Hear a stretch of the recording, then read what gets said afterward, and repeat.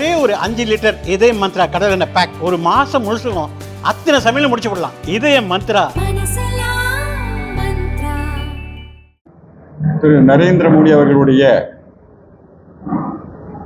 தலைமையிலான இருக்கக்கூடிய இந்த அரசு கடந்த 11 ஆண்டுகளாக செயற்கைய செயல்களை செய்து சாதனைகளை புரிந்திருக்கின்றது. நாம ஒன்று சொல்றதுக்கோ 2 சொல்றதோ இல்லை. 11 ஆண்டுகள்ல கிட்டத்தட்ட உலகத்தையே புரட்டி போடக்கூடிய அளவில், உலகமே வியக்கக்கூடிய அளவில் தன்னுடைய சாதனைகளை செய்திருக்காங்க. நான் ஒரு தகவலுக்காக ஒரு குறிப்பு உங்கள்கிட்ட கொடுத்துருக்கேன். அதில் எல்லா சாதனைகளும் ஏறக்குறைய குறிப்புகள் மட்டும் அதில் இருக்குது. இன்னும் விடுபட்டு போன சாதனைகள் நிறையா இருக்கு.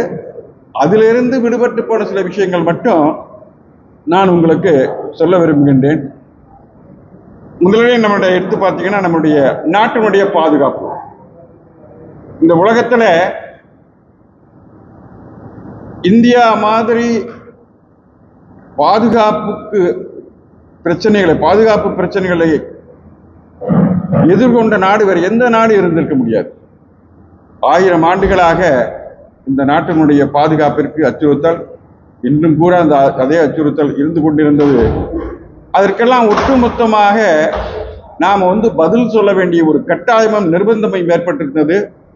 கடந்த கால ஆட்சிகளில் அதை பற்றியெல்லாம் கவலைப்படாமல் இருந்த ஒரு அரசுகள் இருந்து நமக்கு வழிகாட்டி இருந்ததுனால அது எல்லாத்தையும் சரி பண்றதற்காக ஒரு நிலை எடுக்க வேண்டியிருந்தது. உலகமே வியக்கத்தக்க அளவிலே யார் நமக்கு அச்சுறுத்தலாக இருந்தார்களோ அவர்களை நேரடியாக அவர்களை மட்டும் மையமாக, பொதுமக்களுக்கு எந்த விதமான பாதிப்பும் இல்லாம இந்த பகல்காம் தாக்குதலுக்கு எதிராக நாம ஒரு தாக்குதல் நடத்தினோம். ஒரு ஆபரேஷன். இந்த ஆபரேஷன்ல உண்மையிலேயே மிகப்பெரிய ஒரு மாற்றத்தை இந்த தேசத்தினுடைய பாதுகாப்புக்கு நாம செய்திருக்கின்றோம். அதுல வெறும் பாதுகாப்பு மட்டுமல்ல, நாம எந்த அளவுக்கு இன்றைக்கு இருக்கக்கூடிய சூழ்நிலையில இந்த உலகத்துல நாம போர் திறன்ல, அதே மாதிரி நம்மகிட்ட இருக்கக்கூடிய ஆயுதங்கள்ல நாம் எந்த அளவுக்கு வளர்ந்திருக்கின்றோம் என்று நம்மை நாமே சோதித்துக் கொள்வதற்கும் உலகத்திற்கு அதை பறைசாற்றுவதற்கும் நமக்கு கிடைத்த ஒரு வாய்ப்பாக நாம் அதை பயன்படுத்திக் கொண்டோம். அப்படிதான் நம்ம அதை சொல்லணும். அந்த வகையில அந்த பகல்காம் தாக்குதலுக்கு பதிலடி கொடுத்தது இந்த தேசத்தினுடைய மிக வரலாற்று முக்கியத்துவம் வாய்ந்த ஒரு சம்பவம். அது நம்ம சொல்லணும். இந்த நிகழ்ச்சியில நமக்கு இன்னைக்கு நம்முடைய தேசிய பொதுக்குழு உறுப்பினர் திரு புரட்சி கவிதாசன் அவங்க இருக்காங்க. நம்முடைய மாவட்டத்தினுடைய பொறுப்பாளர் திரு பல செல்வம் அவர்கள் இருக்காங்க. மாவட்டத்தினுடைய தலைவர் திரு ராமச்சந்திரன் இருக்காங்க. மாவட்டத்தினுடைய பொருளாளர், இந்த நிகழ்ச்சியினுடைய பொறுப்பாளர் இருக்கக்கூடிய ஸ்ரீ குரு ஸ்ரீராம் இருக்காரு. மாவட்டத்தினுடைய பொதுச் செயலாளர்கள் சிவசாமி கண்டியார் இருக்காங்க. இந்த மாவட்டத்தினுடைய பொதுச் செயலாளர் திருமதி சாந்திமுத்து இருக்காங்க. இந்த நகரத்தினுடைய தலைவர், மேற்கு நகரத்தினுடைய தலைவர் திரு சரவணகுமார் இருக்கார்.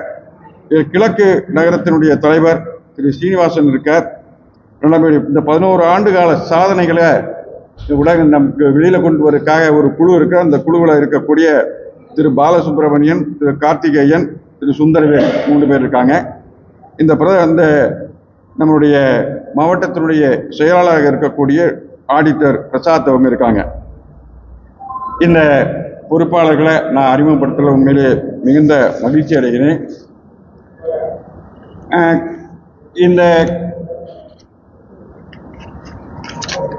இன்னைக்கு கூட இன்னைக்கு அப்டேட் கரண்ட்ல பாத்தீங்கன்னா G7 மாநாடு உலகத்துல நமக்கு இன்னைக்கு கனடாவில் நடந்துகிட்டு இருக்குது. G7 மாநாடு. அந்த மாநாட்டுக்கு ஆரம்பத்துல 2019 தொடர்ந்து இந்த G7 மாநாட்டிற்கு கௌரவ அழைப்பாளராக இருந்த நம்முடைய பாரத பிரதமரை கூப்பிட்டு இருந்தாங்க. இந்த மாநாட்டிற்கு அது கனடாவில் நடக்கிறதுனால அவங்க அழைக்கல, கனடா அழைப்பு விடுக்கல. ஆனா அந்த G7 மாநாட்டில் இருக்கக்கூடிய கனடா தவிர பாக்கி 6 நாடுகளுடைய பிரஷர் இந்தியா கட்டாயம் கலந்து கொள்ள வேண்டும் அப்படிங்கிற ஒரு கட்டாயத்தின் பேர்ல, கட்டாயப்படுத்தியின் பேர்ல. ஆக நம்ம நாட்டுக்கு எந்த அளவுக்கு ஒரு முக்கியத்துவம் இந்த உலக நாடுகள் கொடுக்குது, இன்னைக்கு இருக்க வளர்ந்த நாடுகள் கொடுத்திருக்குது என்பதை நாம் உணர்ந்து கொள்ள வேண்டும். அதனுடைய அழைப்புல, அதனுடைய முக்கியத்துவத்தை தெரிஞ்சு கனடாவினுடைய அழைப்புல மறுபடியும் நம்முடைய பாரத பிரதமர் அங்கே அந்த நிகழ்ச்சிக்கு இன்னைக்கு அந்த நிகழ்ச்சியில கலந்து கொண்டிருக்கின்றார்கள். நம்ம உலகத்துல ரெண்டு விஷயத்தை பத்தி யோசனை பண்ணிட்டு தான், ஒன்று அமெரிக்கா, இன்னொன்று ரஷ்யா. அமெரிக்காவும் ரஷ்யாவை பொறுத்தவரை நமக்கு ஆதரவாக இருக்கக்கூடிய ஒரு நாடு. அமெரிக்காவை பொறுத்தவரை பொருளாதார ரீதியாக நமக்கு சில சந்தர்ப்பங்கள்ல நமக்கு சில இடையூறுகளை ஏற்படுத்தி கொண்டிருந்த காலம் இப்போயும் கூட, இன்றைக்கும் கூட பொருளாதார ரீதியாக சில அடிப்படையில நமக்கு சில சாதக பாதகங்களை எடுக்கக்கூடிய ஒரு நாடாக இருக்கிறது. அது கூட பொருளாதார ரீதியில நாம் இன்னைக்கு அதையும் நாம மிக நுணுக்கமாக ரெண்டு விஷயங்களை உதாரணமாக சொன்னா தெரியும் உங்களுக்கு. ஒன்று, நம்முடைய மாம்பழங்கள் ஏற்றுமதி பண்ணணும். மாம்பழங்கள் கிட்டத்தட்ட 5 கோடி மறுபாலம் உள்ள மாம்பழத்துல ஏதோ ஒரு சிறு என்ட்ரி போடுறதுல, ஒரு ரிப்போர்ட்ல என்ட்ரி போர்ட்ல தவறுங்கிறதுனால 5 கோடி மாம்பழத்தையும் அழிச்சுட்டாங்க, எடுக்க முடியாதுன்னு சொல்லிட்டாங்க. நாம் அதற்கு உடனே மாற்று ஏற்பாடு செய்து அந்த அந்த அந்த பிரச்சனையை தீர்த்திருக்கோம். அது மட்டும் இல்லை, இப்போதைக்கு நம்ம மேலே அதிகப்படியான இந்த ட்ரம்ப் நிர்வாகத்திலிருந்து இப்போ இருக்கக்கூடிய நமக்கு அதிகப்படியான வரி விதிப்பை அதிகப்படுத்தினாங்க. அதனுடைய விளைவாக ஒரு சின்ன ஒரு ஷாக் அவங்களுக்கு கொடுத்துருக்கோம். நம்முடைய அரிசி ஏற்றுமதியை முழுமையாக நம்ம நிறுத்தியிருக்கோம். அதனுடைய விளைவு இன்னைக்கு உலகத்தையே அது பார்த்துட்டு இருக்கு. இன்னைக்கு அரிசி பஞ்சம் இன்னைக்கு அமெரிக்காவில் இருக்குது. நான் ஏன் இந்த விஷயத்தை நான் இங்கே எடுத்து சொல்றேன்னா, நாமெல்லாம் விவசாயம் அதிகமாக உள்ள பகுதி. விவசாயிகளுக்கு நமக்கு முக்கியத்துவம் கொடுக்கக்கூடிய ஒரு அரசாங்கம் இந்த அரசாங்கம்.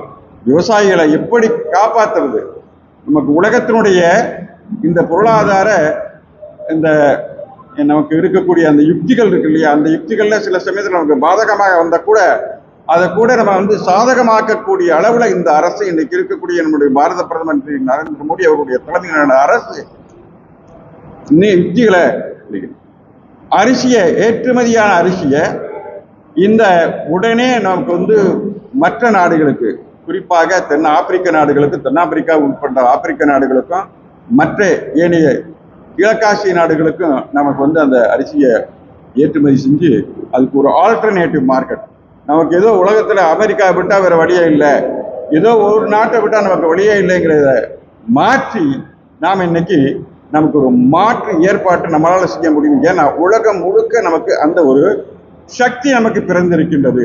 உலகத்தினுடைய எல்லாருடைய அக்செப்டன்ஸ், நம்ம எல்லாரும் ஏற்றுக்கொள்ளக்கூடிய ஒரு அரசாங்கத்தை இந்த நாடு பெற்றிருக்கின்றது. இது ஒரு மிகப்பெரிய சாதனைக்குரிய ஒரு விஷயமாக நாம் இன்னைக்கு எடுத்துக்கலாம். அடுத்து நீங்க எடுத்து பார்த்தீங்கன்னா, இந்த பொருளாதாரத்தில் இன்னைக்கு எடுத்து பார்த்தீங்கன்னா, பொருளாதாரத்தில் நம்ம இன்னைக்கு எங்கேயோ பின்தங்கி இருந்த ஒரு நேரத்தை விட்டுட்டு இன்னைக்கு 2014க்கு பின்னால இன்றைக்கு நிலைமையில இந்த உலகத்தினுடைய 4வது மிகப்பெரிய பொருளாதாரமாக நாம் உருவெடுத்திருக்கின்றோம். முதலாவது பொருளாதாரமாக இருப்பது அமெரிக்கா, 2வது சைனா, 3வது ஜெர்மனி. ஜெர்மனிக்கு அடுத்து ஜப்பான்றது இன்னைக்கு நம்ம ஜப்பானையும் தாண்டி 4வது இடம். கிட்டத்தட்ட நம்மளுடைய $4 ட்ரில்லியன் எக்கானமி, அந்த அளவுக்கு $4 ட்ரில்லியன் எக்கானமி கொண்டக்கூடிய ஒரு பொருளாதாரத்தை நம்ம கொண்டு வந்திருக்கோம். இன்னைக்கு ஒரு மிகப்பெரிய சாதனை அது. இன்னும் ஒரு ஓராண்டு 2 ஆண்டுகளில் நாம் ஜெர்மனியை கூட கீழே தள்ளி நம்ம 3வது பொருளாதாரமாக, உலகத்தினுடைய 3வது பொருளாதாரமாக வரக்கூடிய நிலை இருப்பதாக IMF சொல்லுது. இன்டர்நேஷனல் மானிட்டரி ஃபண்ட், உலக வர்த்தக மையம், அந்த உலக பொருளாதார மையம் நமக்கு அப்படி ஒரு கருத்தை சொல்லி இன்னும் ஒரு 2 வருஷத்துல நாம் அதையும் கூட தாண்டக்கூடிய ஒரு நிலையில இருக்கின்றோம். நம்முடைய டெக்னாலஜியில, நம்முடைய தொழில்நுட்பத்தில் எந்த அளவுக்கு நாம முன்னேறி இருக்கோம் என்பது நமக்கு நன்கு தெரியும். நாம இன்னைக்கு அதை உலகம் முழுக்க நம்ம டிஸ்பிளே பண்ணிட்டு இருக்கோம். தொழில்நுட்பத்துல எப்படிப்பட்ட சூழ்நிலையில அந்த தொழில்நுட்பத்தை நம்ம ஏற்படுத்தி இருக்கோம்னு நம்ம பார்க்கணும். இந்த நாட்டில் IIM இருக்குது, IIT இருக்குது, மிக சிறந்த நிறுவனங்கள் தொழில் பயிற்சி நிறுவனங்கள், நம்ம வந்து டெக்னாலஜியை சொல்லிக் கொடுக்கக்கூடிய நிறுவனங்கள் இருக்கு. அதுல இருந்து வர்றவங்கலாம் அந்த டாப்ல இருக்கவங்க எல்லாருமே எல்லாம் வந்து யுஎஸ், அமெரிக்கா, ஐரோப்பா, ஆஸ்திரேலியான்னு சொல்லிட்டு அந்த முதல் தரமான மாணவர்கள் அல்லது முதல் தரமான டெக்னோகிராட்ஸ் இவங்க எல்லாம் வெளிநாட்டுக்கு போயிடுறாங்க. நம்மளுடைய மூளை, நம்மளுடைய அறிவு பெட்டகம், அறிவு செல்வம், அறிவு களஞ்சியம் எல்லாம் வெளியே போயிடுது. இது காரணத்தினால இந்த நாட்டிலேயே இருக்கக்கூடிய நம்முடைய அந்த டெக்னோகிராட்ஸ், நம்மகிட்ட இருக்கக்கூடிய விஞ்ஞானிகள், நம்மகிட்ட இருக்கக்கூடிய அறிவாளிகள், நம்மளுடைய இருக்க அறிஞர்கள், அவர்கள் மூலமாக இன்றைக்கு உலகத்தையே வியக்க வைக்கும் அளவு நம்மளுடைய டெக்னாலஜி நம்ம வளர்த்துருக்கோம். எங்கெங்கெல்லாம் வளர்த்துருக்கோம் நம்ம பார்க்கணும்.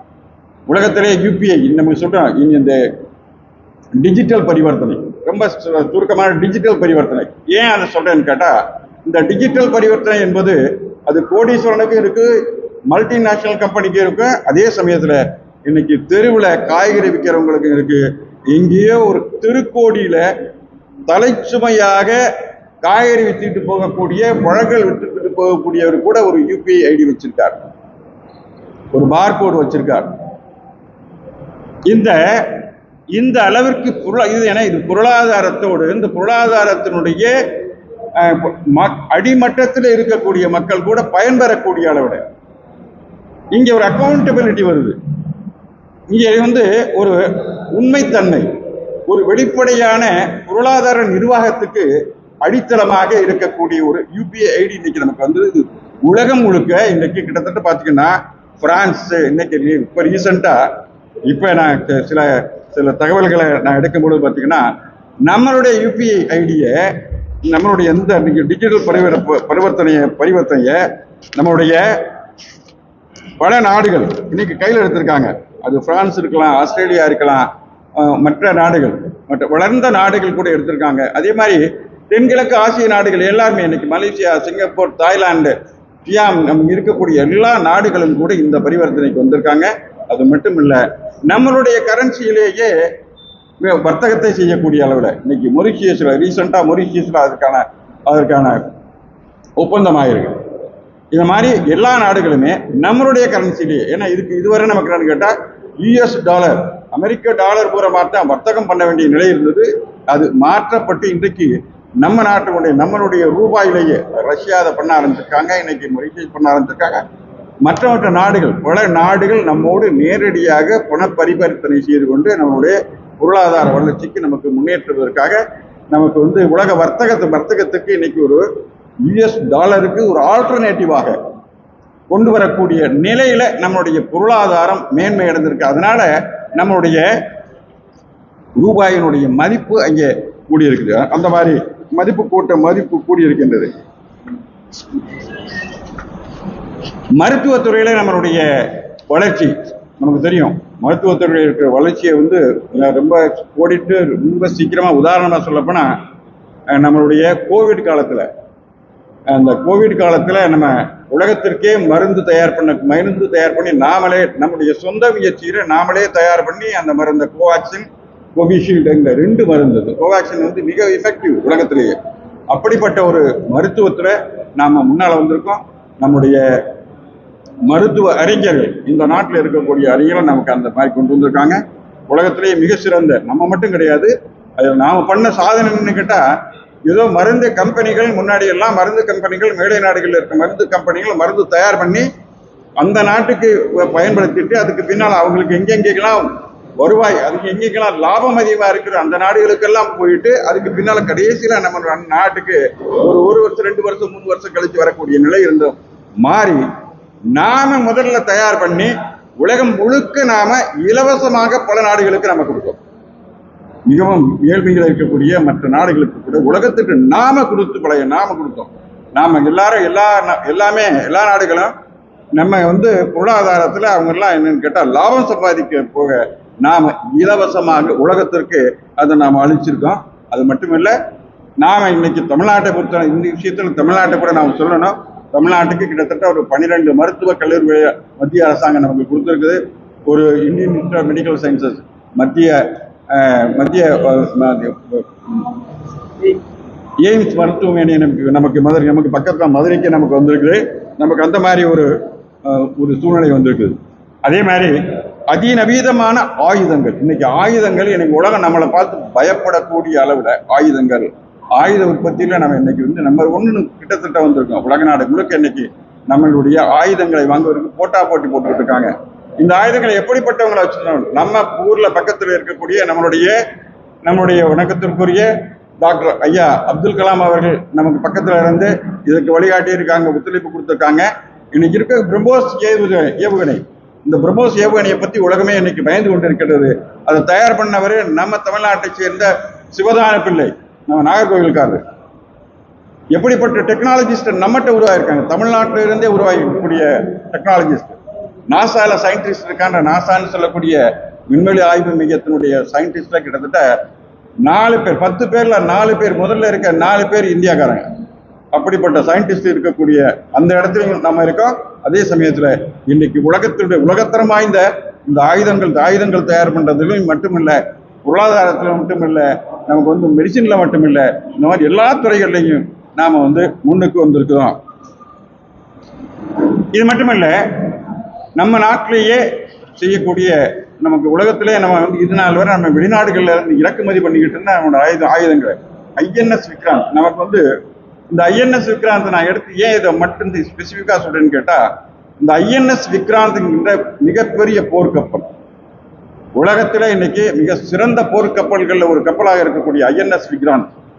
இந்த ஐஎன்எஸ் விக்ராந்த் எப்படி தயார் பண்ணாங்கன்னு கேட்டா, சாதாரணமாக வெளிநாடுகள்ல இருந்து டெக்னாலஜியை இறக்குமதி பண்ணுவாங்க, அல்லது வெளிநாடுகள்ல இருந்து பொருட்களை நம்ம இறக்குமதி வெளிநாட்டு பொருட்களை இறக்குமதி பண்ணி தான் நம்ம பெரும்பாலான ஆயுதங்களையோ அல்லது மற்ற பொருட்களையோ தயார் பண்ணியிருக்கோம். ஆனா இந்த ஐஎன்எஸ் விக்ராந்த்ங்கிறது நம்ம நாட்டிலேயே இண்டிஜினஸ் டெக்னாலஜி, நம்ம நாட்டிலேயே உற்பத்தி பண்ணப்பட்ட பொருட்கள். கிட்டத்தட்ட 82% அங்கே உற்பத்திக்கு பொருட்களாக தயார் பண்ணது. 82% பொருட்கள் யூஸ் பண்ணது நம்மளுடைய சிறு குறு மற்றும் நடுத்தர தொழில்கள், இந்த கம்பெனிகள்ல இருந்து, இந்த நிறுவனங்கள்ல இருந்து வாங்கியிருக்காங்க. அப்படின்னா நம்ம நாட்டினுடைய பொருளாதாரத்தில் எந்த அளவிற்கு இந்த டாப் மோஸ்ட் டெக்னாலஜியில கூட இன்றைக்கு இருக்கக்கூடிய சிறு குறு நடுத்தர தொழில்கள், அந்த சின்ன கம்பெனிகள், தமிழ்நாட்டிலிருந்து கிட்டத்தட்ட 18 கம்பெனிகள் அதுக்கு பயன்படுத்திருக்காங்க. இதே மாதிரி நாடு முழுக்க இருந்து கிட்டத்தட்ட ஒரு 15 கம்பெனி 20 கம்பெனி நாடு ஒவ்வொரு ஸ்டேட்லையும் இருந்து அதை தயார் பண்ண அந்த ஐஎன்எஸ் விக்ராந்த் கிட்டத்தட்ட 82% தான் உள்ளூர்லயே தயார் பண்ணப்பட்ட நம்ம ஊர் இன்ஜினியர்ஸ், நாமளே தயார் பண்ணது இந்த ஐஎன்எஸ் விக்ராந்த். அப்படிப்பட்ட ஒரு, அதே மாதிரி நம்மளுடைய இந்த இடத்துல நம்ம சொல்லும்போது, ஏன்னா நாமெல்லாம் சிறு குறு தொழில்கள் அதிகமாக இருக்கக்கூடிய பெரிய தொழிற்சாலைகள், அதுக்கு அப்பாற்பட்டு சிறு குறு தொழில்கள், விவசாயத்தை மையமாக கொண்ட நம்மளுடைய பகுதி. அதனால கிட்டத்தட்ட 42% இந்த நாட்டினுடைய ஜிடிபி, இந்த நாட்டினுடைய பொருளாதார ஜிடிபியில் 42% சிறு குறு தொழில்கள் மூலமாக நாம பெறுகின்றோம். இது மிகப்பெரிய பங்கு. பெரிய தொழிற்சாலைகள் இல்லை, 42% நம்மளுடைய சிறு குறு மற்றும் நடுத்தர தொழில்கள் மூலமாக நமக்கு நம்மளுடைய ஜிடிபியில் இன்க்ரீஸ் பண்ணியிருக்கோம். இந்த அளவுக்கு நிறைய இன்னும் நான் சொல்லிட்டு நிறைய போயிட்டே இருக்கலாம். உங்களுக்கு அந்த குறிப்புகள் நாம கொடுத்துருக்கிறோம். அதோட 2 விஷயங்கள் லோக்கல்ல இருக்கக்கூடிய 2 முக்கியமான விஷயங்களை நான் சொல்ல வேண்டி இருக்குது. நம்பர் 1 என்னன்னு கேட்டா, நமது பகுதி வளங்கள், இயற்கை வளங்கள் தான் நம்மளுடைய முக்கியமான நம்முடைய செல்வம் அப்படின்னு சொன்னா நம்முடைய இயற்கை வளங்கள். இந்த பகுதியில குறிப்பாக இயற்கை வளங்களை நிறைய கொள்ளை போய் கொண்டிருக்கின்றது. அரசாங்கத்தினுடைய சரியான அணுகுமுறை இல்லாததுனால இயற்கை வள கொள்ளை இந்த மாவட்டத்தில் அதிகமாக இருக்கிறதாக ஒரு பெரிய குற்றச்சாட்டு, ஒரு குறைபாடு, பொதுமக்களுடைய குறைபாடு இருக்கின்றது. அதை நான் இங்கே மத்தியில் நான் வைக்க வேண்டிய என்னுடைய கடமை. 2வதாக இந்த ஜல்ஜீவன் திட்டம், இன்றைக்கு மத்திய அரசாங்கத்தினுடைய ஜல்ஜீவன் திட்டம், பிரைம் மினிஸ்டருடைய ஜல்ஜீவன் திட்டத்தினோட பல்வேறு முறைகேடுகள் இங்கே நடந்து கொண்டிருப்பதாக நமக்கு தகவல்கள் கிடைத்திருக்கின்றது. அதையும் கூட நாம, ஏன்னா தண்ணிக்கு நம்ம கஷ்டப்படக்கூடிய ஒரு பகுதி, அதுவும் நாம இந்த பொதுமக்கள் சார்ந்து சாதாரண மக்கள், இப்ப நான் சொன்ன விஷயங்கள் எல்லாம் சாதாரண மக்களை மையப்படுத்திய ஒரு விஷயங்களை மட்டும் நான் பேசியிருக்கேன். மற்ற விஷயங்கள் எல்லாம் நான் உங்கள்கிட்ட 7 பக்கத்திற்கான ஒரு குறிப்பு கொடுத்துருக்கேன். அந்த குறிப்பில் எல்லாமே இருக்குது. நீங்கள் எல்லாரும் இதை வந்து முறைப்படியாக நான் இந்த சொன்ன விஷயங்கள்ல ஏதாவது தகவல் நீங்க தெரிஞ்சுக்கிட்டுச்சுன்னா அல்லது நீங்க ஏதாவது என்கிட்ட கேட்கறேன்னு சொன்னா நீங்க தாராளமா கேட்கலாம்.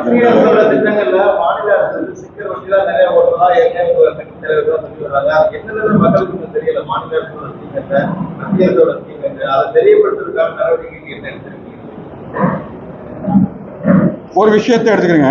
முத்ரா வங்கி, முத்ரா திட்டத்துல, முத்ரா வங்கியில சிறு குறு தொழில்கள் செய்வதற்காக எடுக்கக்கூடிய திட்டங்களை, அது மத்திய அரசாங்கத்தினுடைய திட்டம். அந்த திட்டம் பார்த்தீங்கன்னா கிட்டத்தட்ட தமிழகத்தில் நம்பர் 1. அந்த திட்டத்தை கிட்டத்தட்ட பார்த்தீங்கன்னா மற்ற மாநில அரசுகளே செய்வதாக ஒரு உருவகப்படுத்தப்பட்டிருக்கின்றது. இன்னைக்கு தமிழ்நாட்டில் இந்தியாவிலேயே நம்பர் 1 முத்ரா வங்கிக்கு கடன்கள் வாங்குறதுல நம்பர் 1 வந்து தமிழ்நாடு. ஆனால் அதை மத்திய அரசாங்கத்தினுடைய திட்டம் அப்படிங்கிறது மக்களுக்கு சென்றடையாம பார்த்துக்கிறதுக்கு என்னென்ன வழிகள் இருக்கோ அதெல்லாம் பண்றாங்க. அது ஒரு விஷயம். ரெண்டாவது பார்த்தீங்கன்னா நமக்கு வந்து நம்மளுடைய ஃபசல் பீமா யோஜனா, நம்மளுடைய விவசாயிகளுக்கான பயிர் பாதுகாப்பு திட்டம் வருஷத்துக்கு 6000 ரூபாய் கொடுக்குறாங்க. கிட்டத்தட்ட பார்த்தீங்கன்னா இந்த 6000 கொடுக்குறது சன்மான் யோஜனா. இந்த ஃபசல் பீமா யோஜனாவில் வந்து கிட்டத்தட்ட நமக்கு பார்த்தீங்கன்னா 9,067 கோடி கொடுத்துருக்கோம். பட் அந்த திட்டம் நம்ம இந்த அரசாங்கம் தான், மத்திய அரசாங்கம் தான் கொடுத்தா மக்களுக்கு போய் சேராம தடுக்கிறதுக்கு என்னென்ன வழிகள் எல்லாம் பண்ணணுமோ இன்னைக்கு இங்க அரசாங்கம் அதை பண்ணிட்டு இருக்காங்க. முத்ரால வந்து கிட்டத்தட்ட பார்த்தீங்கன்னா தமிழ்நாட்டுக்கு மட்டும் முத்ரால வந்து கிட்டத்தட்ட 3,23,647.76 கோடி பணம் கொடுக்குது. இவ்வளவு பணம் இங்க வந்து மத்திய அரசாங்கத்தினுடைய பணம் புழக்கத்தில் இருக்கு. அதனாலதான் சாதாரண மக்கள் கூட இன்னைக்கு யூபிஐ ஏன் அமைச்சிருக்காங்க, அவங்க கையில ஏன் வருது, சாதாரண மக்கள் கூட பயன்படுத்தக்கூடிய அளவுக்கு வருதுன்னு சொன்னா இந்த பொருளாதாரம் இங்கே நம்மள்கிட்ட சுற்றிட்டு இருக்குது. இன்னைக்கு வந்து மத்திய அரசாங்கம் ஒரு மிகப்பெரிய திட்டத்தை கொண்டு வந்தது. அது கூட நான் இப்ப விட்டு போச்சு.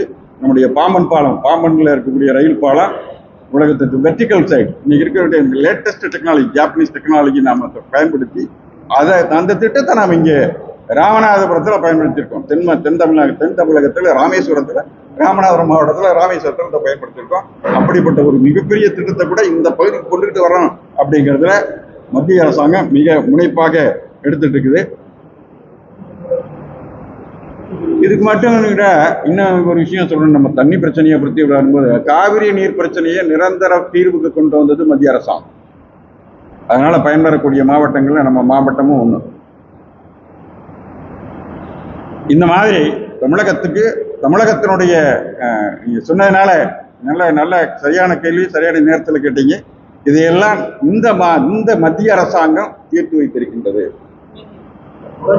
இந்தியாவில் உள்ள 11 ஆண்டுகளுக்கு முன்பே தேர்தல் அறிக்கையில சொல்லியிருக்கீங்க, குறிப்பா தென்னிந்திய நதிகள் இணைக்கப்படும், 5 நதிகள் இணைக்கப்படும், எத்தனை நதிகள் இணைக்கப்பட்டிருக்கு, காரணம்? நிச்சயமாக இந்த திட்டம் நிறைவேறும். இது நிறைவேறுவதற்கான என்னென்ன வழிமுறைகள் எல்லாம் எடுக்கணுமோ அதற்கான பூர்வாங்க நடவடிக்கைகளை மத்திய அரசாங்கம் எடுத்துக்கொண்டிருக்கின்றது. ஏன்னா அது என்ன செய்யறாங்கிறத நான் சொல்றதை விட மத்திய அரசாங்கத்தில் அதுக்கான பொறுப்பாளர்கள் இருக்காங்க, அவங்க சொல்வது சரியா இருக்கும். ஆனால் பூர்வாங்க நடவடிக்கைகள் முழுமையாக நடந்து கொண்டு இருக்கின்றது.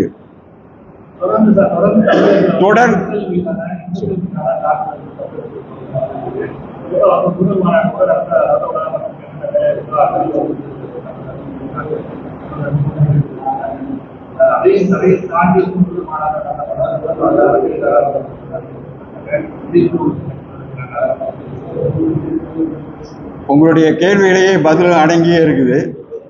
ஏன்னா இந்த முருகன் மாநாட்டுக்காக எப்படியெல்லாம் தடை செய்யணுமோ இந்த தடைகளை எல்லாம் தாண்டி இந்த முருகன் மாநாடு நடக்கிறது. இந்த முருகன் மாநாட்டிற்கு அவங்க என்னென்ன தடைகளை ஏற்படுத்தினாங்களோ அது எல்லாமே இந்த முருகன் மாநாட்டிற்கு அவர்களே செய்த விளம்பரமாகத்தான் நாங்கள் எடுத்துக்கிறோம். இன்னைக்கு தமிழக அரசாங்கமே முருகன் மாநாட்டை இவ்வளவு பெருசா ஆக்கினதுங்கிறது தமிழக அரசாங்கம் தான். மக்கள் மத்தியில இது மிகப்பெரிய அளவில் மிகப்பெரிய தாக்கத்தை ஏற்படுத்தி இருக்கின்றது. சாதாரண மக்கள் இன்னைக்கு கேட்கிறாங்க, நான் கிராமத்துல வேலை செய்யறேன், ஏன் தடுக்கிறாங்க? ஏன் கோயிலுக்கு போறது, நான் என் சாமி என் வேலை எடுத்துட்டு நான் போறது ஏன் தடுக்கிறாங்க? இந்த கேள்வி வந்திருக்கின்றது.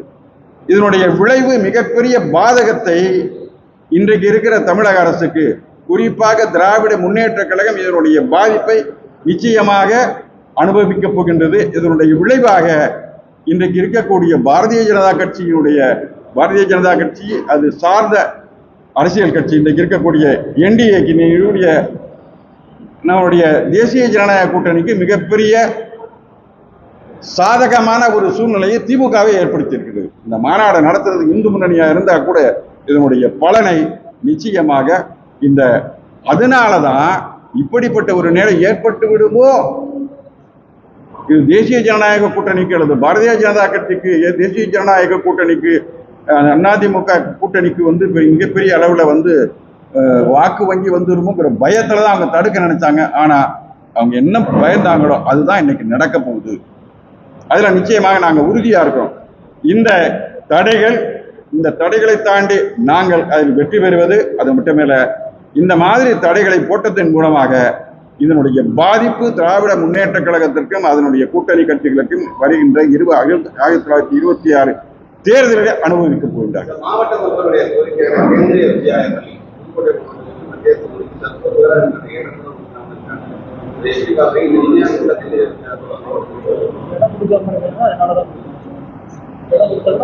அதாவது சாதாரணமா இந்த மாதிரி திட்டங்களை மத்திய அரசாங்கத்தினுடைய திட்டங்களுக்கு மாநில அரசாங்கத்தினுடைய ஒத்துழைப்பு மக்கள் தேவை. அதற்கான நிலம், அதற்கான இன்ஃப்ராஸ்ட்ரக்சர் என்னென்ன தேவையோ அதை இந்த மாநில அரசாங்கம் என்னைக்கு கொடுத்துருச்சுன்னு தெரிஞ்சுன்னா உடனே இது செய்து. மாநில அரசாங்கத்தினுடைய பொறுப்புல நிலம் கொடுக்க வேண்டியது மாநில அரசாங்கத்தினுடைய பொறுப்பு. மாநில அரசாங்கம் கொடுக்கணும். நிச்சயமாக மத்திய அரசாங்கம் பொறுத்தவரை எல்லா வகையிலும் அழுத்தம் கொடுத்துட்டு இருக்குது. மாநில அரசாங்கம் மத்திய அரசாங்கத்துக்கு கெட்ட பேர் ஏற்படுத்தணுங்கிற ஒரே நோக்கத்திற்காக மாநில அரசாங்கம் இப்படி செய்யும் போது என்ன பண்ண முடியும்? இதை மக்களுக்கு தெரியணும். இது மக்கள்கிட்ட போய் சேருது. மாநில அரசாங்கம் செய்யலைங்கிறது திட்டம். இந்த திட்டம் ஏன் வரல? மக்கள்கிட்ட போகுது. மக்கள் ஒரு முடிவு பண்ணுவாங்க. இதெல்லாம் சேர்ந்து மக்கள் ஒரு தெளிவான முடிவு எடுக்க போகின்றார்கள். 2026 ஒரு முடிவு எடுக்க போறாங்க. அந்த முடிவு பாரதிய ஜனதா கட்சி தலைமையில அல்லது அண்ணா திராவிட முன்னேற்ற தலைமையில இருக்கக்கூடிய இந்த தேசிய ஜனநாயக கூட்டணிக்கு சாதகமாக அமைய போகின்றது.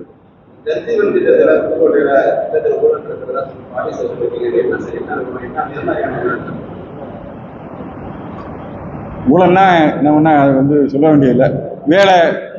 வேலை செஞ்சதாக சொல்லுவாங்க, ஆனால் நடந்திருக்காது. பைப்பு மட்டும் ஊண்டிருக்கும், ஆனால் பைப்புக்கு கனெக்ஷன் இருக்காது, தண்ணி வராது, தண்ணிக்கு லிங்கே இருக்காது. இது என்ன ரொம்ப ரொம்ப உள்ளூர போய் நான் அதை சொல்றது சரியா இருக்கு, நல்லா இருக்காது.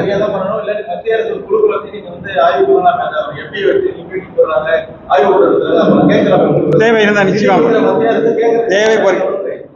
இதை பற்றிய நிச்சயமாக இது பற்றிய ஆய்வு நிச்சயமா இருக்கும். இது பற்றிய முறையான ஒரு விசாரணையை நாம் செய்வதற்கான ஏற்பாடு செய்வோம். முதல்ல சம்பந்தப்பட்ட அதிகாரிகள் யாரோ அந்த அதிகாரிகள்கிட்ட என்ன நடக்குதுன்னு நம்ம தெரிஞ்சுட்டு அதுக்கு பின்னால அதனுடைய தொடர்ச்சியா என்ன செய்யணுமோ செய்வோம். இது என்ன நடந்திருக்கு அப்படிங்கிறத முழுமையாக, ஏன்னா எனக்கு கிடைச்ச தகவல் முழுமையான தகவல். அது எனக்கு இருந்தா கூட நான் இந்த இடத்துல அதை சொல்ல விரும்பல, வெளிப்படையாக சொல்ல விரும்பல. அடுத்தாப்புல இதுக்கான முழுமையான இந்த மாவட்டத்தின் மூலமாக அதுக்கான என்ன நடவடிக்கை இருக்கோ அந்த நடவடிக்கை எடுக்கப்படும்.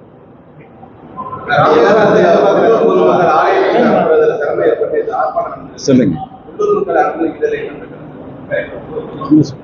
அதாவது பொதுவாகவே இந்து கோவில்கள்ல, பொதுவாகவே ராமேஸ்வரம் மட்டும் இல்ல, பொதுவாகவே இந்து கோவில்கள்ல இந்துக்கள் வழிபட வராம இருக்கிறதுக்கு என்னென்ன தடைகளை பண்ணணுமோ அதெல்லாம் தடை பண்றாங்க.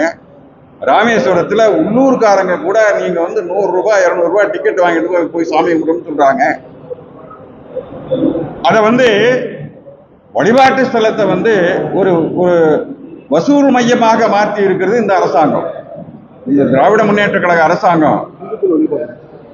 இந்துக்களுடைய வழிபாட்டு மையங்களை, இந்துக்களுடைய கோவில்களை, குறிப்பாக கோவில்களை வழிபாட்டு மையங்களை வசூல் மையங்களாக மாற்றிக் கொண்டிருக்குது. இது வன்மையாக கண்டிக்கக்கூடியது. நாம் கண்டித்துக் கொண்டிருக்கின்றோம், இந்த விஷயத்தை கண்டித்துக் கொண்டிருக்கிறோம். இன்றைக்கு மக்கள் தன்னெழுச்சியாக மக்கள் வெளியே வர்றாங்க. இது ஏதோ பிஜேபி சொன்னா இது பிஜேபி காரன் சொல்லுவாங்க, ஆர்எஸ்எஸ் காரன் சொல்லுவாங்க, இந்து முன்னணிக்காரங்க சொல்லுவாங்க சொல்லிட்டு இருந்தாங்க. இன்றைக்கு மக்கள் தன்னெழுச்சியாக எல்லா இடத்துலையும், இன்னைக்கு ராமேஸ்வரம் ஆரம்பிச்சிருக்காங்க, எல்லா இடத்துலையும் தன்னெழுச்சியாக மக்கள் வெளியே வர ஆரம்பிச்சிருக்காங்க. இது இந்த இந்து இயக்கங்களுக்கு கிடைத்த மிகப்பெரிய வெற்றியாக நாங்கள் கருதுகிறோம். ஒரு நிமிஷம்